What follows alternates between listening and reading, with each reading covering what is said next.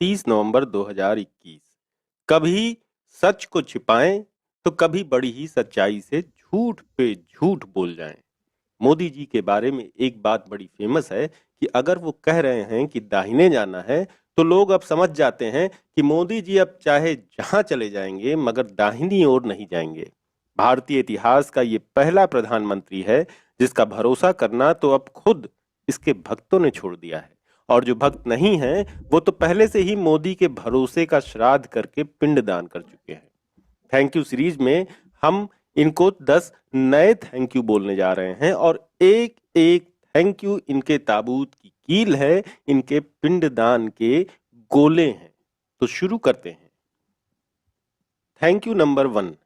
इन तमाम चुनौतियों के बाद आपका आशावाद गजब का है। सबसे बड़ा मास्टर स्ट्रोक तो ये है कि जब भी कोई चुनौती सामने आए उसे पहचानने से ही इनकार कर दिया जाए। कुछ और बात करने लगें तो चुनौती अपने आप खत्म हो जाती है। दुनिया भर के सारे आंकड़े भारत विरोधी बताने और भारत में जुटाए गए आंकड़ों को छुपाकर देश का हौसला बुलंद बनाए रखने के लिए तो आपका बहुत ही ज्यादा थैंक यू है मोदी जी। जितना प्रचार आपकी सरकार ने आपका किया, तमाम प्रतिकूल स्थितियों के बावजूद जितना पैसा जलाया, जितना हल्ला मचवाया, उससे हो सकता है कि सबको सच का पता नहीं चले, पर वो छिप कैसे जाएगा ये बात समझ में नहीं आ रही। Thank you number 2। जब आप मानवाधिकारों की दुहाई देते हैं तो उसका थैंक यू तो बहुत सारा बनता है। पूरी दुनिया देख रही है कि कितने सारे लोगों, खासतौर पर नौजवान, मुसलमान और सामाजिक कार्यकर्ताओं को जेल में बिना पूछे बिना बताए डाल दिया जाता है और अब साबित होने तक कोई निरपराधी नहीं है। निरपराधी होने का सबूत मिलने तक हर आरोपी अपराधी है और न भी हो तो अदालतें खुद ही मामला घसीटकर उसे सजा बना देती हैं। सबसे बड़ा थैंक यू तो इस बात का कि अनिश्चित काल के लिए चल रहे मामले में किसी को जमानत भी मिल जाए तो वो उसे इंसाफ की जीत समझने लगे हैं और ये कानून सिर्फ उन लोगों पर ही लगता है जो आपकी तरफ खड़े होकर आपकी जय जयकार नहीं कर रहे हैं। बाकी लोग जो भी कह लें, जो भी कर लें, कानून एक का सगा है, दूसरे का सौतेला। देश की कानून व्यवस्था का ये हाल करने का श्रेय और किसे दिया जा सकता है आपके अलावा? वर्ल्ड जस्टिस प्रोजेक्ट की रूल ऑफ लॉ इंडेक्स के मुताबिक कानून के ग्राफ में भी भारत दक्षिण एशिया में ही नेपाल और श्रीलंका से पीछे है और 3 पायदान लुढ़क के 139 देशों में 79 नंबर पर पहुंच गया है। Thank you number 3। मानवाधिकार कानूनों की बात करते वक्त आप उसके सेलेक्टिव होने पर सवाल करते हैं। ये कहते हैं कि नागरिकों के कर्तव्य के बिना अधिकार नहीं हो सकते, लेकिन अगर आपके स्पीच राइटर इस कानून के बारे में थोड़ा जांच परख कर लेते तो देखते कि अंतरराष्ट्रीय मानवाधिकार कानून की जवाबदेही सरकारों की होती है, व्यक्ति की नहीं। उधर पूरी दुनिया कश्मीर और उत्तर पूर्व यानी नॉर्थ ईस्ट में दमन और मानवाधिकार हनन की बात कर रही है। हमारे मानवाधिकार आयोग के अध्यक्ष सरकार की स्तुति में लगे हुए हैं। पहले भी सुप्रीम कोर्ट के जज होते हुए वे आपकी सार्वजनिक मंचों से प्रशंसा करते पकड़े गए थे। जो हमारे समाज के कॉशंस कीपर रहे हैं, जिन्होंने हम अपने निजी सुख और स्वार्थ छोड़कर कतार के आखिरी लोगों के लिए अपनी जिंदगी दी है, वो आतंकवादी बताए जा रहे हैं। न्यूयॉर्क टाइम्स के मुताबिक आतंकवाद विरोध के नाम पर यूएपीए आपके सबसे दमनकारी कानूनों में से एक है, जिसमें पिछले 5 सालों में 8,300 से ज्यादा लोग गिरफ्तार किए गए हैं। Thank you very much Modi ji. Thank you number 4। आपने यूनिवर्सिटीज में डिसिप्लिन लाने के लिए जो ऐतिहासिक और निर्णायक पहल की है, जिस तरह से सड़क पर विरोध करने उतरे नौजवान लड़के लड़कियों को उठा करके जेल में बंद करवाया है और जिस तरह से उनकी बेल नहीं होने दी, जिस तरह से वहां पढ़ा रहे टीचर्स पर आपने मुकदमे ठोके, जिस तरह से उनको परेशान किया गया, जिस तरह से आपकी विचारधारा से जुड़े छात्र संघ के लड़कों ने हिंसा की, जिस तरह से थोड़ी भी कूं कां करने वाले जजों का रातों रात तबादला किया, वो तो किसी चाणक्य को भी सदमे में डाल दे। जामिया मिलिया की लाइब्रेरी पर पुलिसिया हमला दुनिया की सबसे विचित्र किंतु सत्य किस्म की तस्वीर लेकर के आई थी। पढ़ने पढ़ाने, विचार करने वाले, सवाल उठाने वालों के प्रति आपका अगाध प्रेम लगातार झलकता रहा है, जिसके लिए ये देश कभी भी आपका पूरी तरह से आभार नहीं जता पाएगा। Thank you number 5। पुलिस जिस तरह से इधर चार्जशीट बनाकर अदालतों में पेश कर रही है और अदालतें उन पर यकीन भी कर लेती हैं, उन आरोप पत्रों को कालांतर में साहित्यिक समारोहों और पुरस्कारों में फिक्शन कैटेगरी में इनाम भी दिलवाया जाए। जैसे कि एक में कहा गया है कि ट्रैक्टरों की बिक्री इसलिए बढ़ी क्योंकि किसानों को लाल किले पर हमला बोलना था। पुलिस की तफ्तीशों और एफआईआर में लालित्य और कल्पना शक्ति की जो कमी अब तक दिखाई पड़ती थी, आपके प्रताप से उनके लेखकों ने इस समय के ऊबे और उदासीन साहित्यकारों को बहुत पीछे छोड़ दिया है। जिस तरह से तथ्यों को नजरअंदाज किया गया, सबूतों को अनदेखा किया गया, कुछ लोगों को फंसाया गया, कुछ को जाने दिया गया, सब मिलाकर अदालतों और पुलिस थानों में निरंतर चलता हुआ रियलिटी शो ही है। साथ ही तथ्यों को भी ये कानून और व्यवस्था को एक नए स्तर पर ले जाने का उपक्रम है, जिसके कारण बहुत सारे भले नौजवान और मासूम लोगों की दुआएं आप तक पहुंच ही रही होंगी और उनके परिवारों की भी। Thank you number 6। और ये थैंक यू थोड़ा सा बड़ा है मोदी जी। सबसे गजब की बात यह है कि दिल्ली की देहरी पर बैठे किसानों ने साल भर से अपना धरना लगाया हुआ है। कई बार उन पर लाठियां चली, 600-700 से ज्यादा किसान मर गए।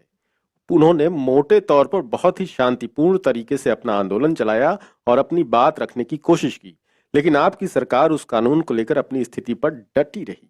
एक कृषि प्रधान देश में एक सरकार और उसके प्रधानमंत्री का ये अडिग रवैया मिसाल कायम करने वाला है।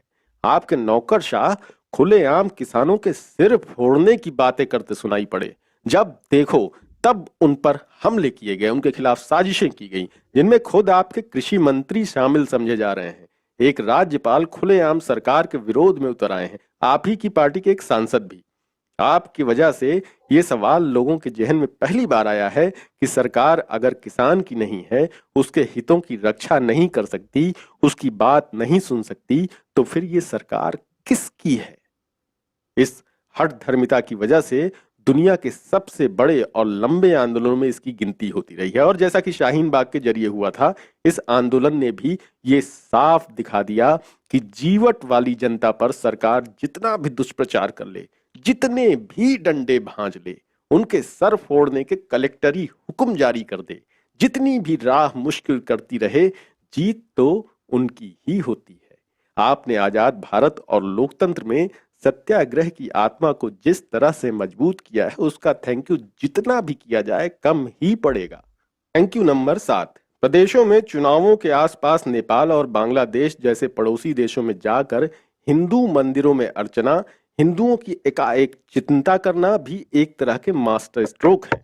न आचार संहिता का इससे उल्लंघन होता है, न वोट बैंक की राजनीति का इल्जाम लगता है। इधर आपकी पोप से मिलने की तस्वीर को भी लोग गोवा के चुनाव से जोड़कर देख रहे हैं, जो कुछ ज्यादा ही हवाबाजी है।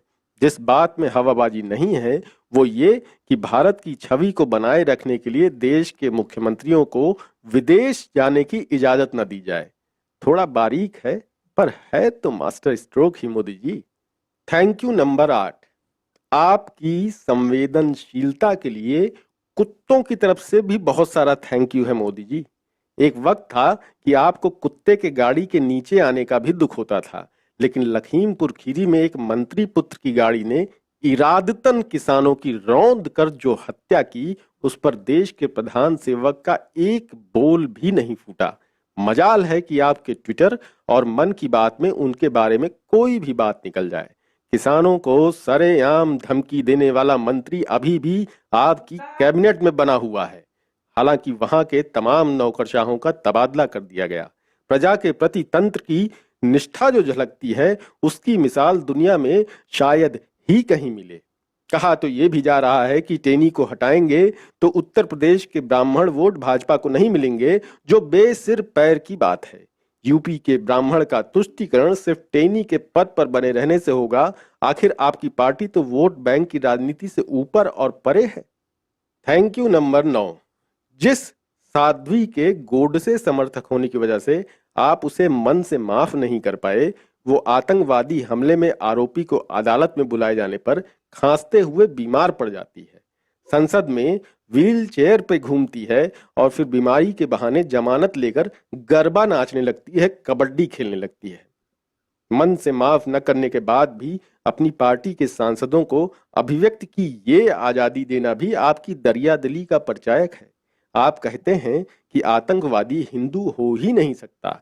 जो हिंदू नहीं हैं उनमें से बहुत से हैं जो बहुत से मामलों में बिना चार्जशीट और सबूत के आतंकवाद से जुड़े कानूनों के तहत जेल में सड़ते रहे हैं। शायद सारी तफ्तीश, सारी अदालतें, सारा कानून झूठा है या फिर कोई ऐसी मजबूरी है जो समझ में तो आती है, बताई भले ही न जा रही हो। आप दुनिया को गांधी का पाठ भी पढ़ाते रहते हैं। गजब का संतुलन है, आपके लिए जितना भी धन्यवाद दिया जाए कम ही पड़ेगा। Thank you number 10। औरतों के खिलाफ अपराध को लेकर आपका एक विज्ञापन हुआ करता था, मगर हकीकत तो कुछ और है। लॉकडाउन के वक्त को छोड़ दें तो महिलाओं पर अपराध बढ़े ही हैं। यूपी में आपकी पार्टी के मुख्यमंत्री औरतों को देवी की तरह देखने की बात करते हैं और आपकी पार्टी के ही नेता और उनके सरकारी कारिंदे बताते हैं कि महिलाओं को देवी की तरह कैसे देखें। उसी राज्य में बलात्कार और हत्या की शिकार की लाशें पुलिस परिवार को दिए बिना जला देती है। वहीं पर कई बाबा और आपकी ही पार्टी के कई सांसद भी लोग यौन शोषण करने के सबूत पेश करने के बावजूद छूट जाते हैं। आपके पार्टी के पूर्व एमएलए भी औरतों में देवी देखते हुए दुष्कर्म के आरोप में जेल काट रहे हैं और आपकी पार्टी ने उसी की पत्नी को टिकट दिया है। देश के गृह मंत्री बता रहे हैं कि देर रात को स्कूटी में गहनों से लदी 16 साल की लड़की बिना किसी खतरे के यूपी की सड़कों पर निकल सकती है। इसमें कितने सारे अलंकारों का प्रयोग किया गया है, ये अनुसंधान का विषय हो सकता है।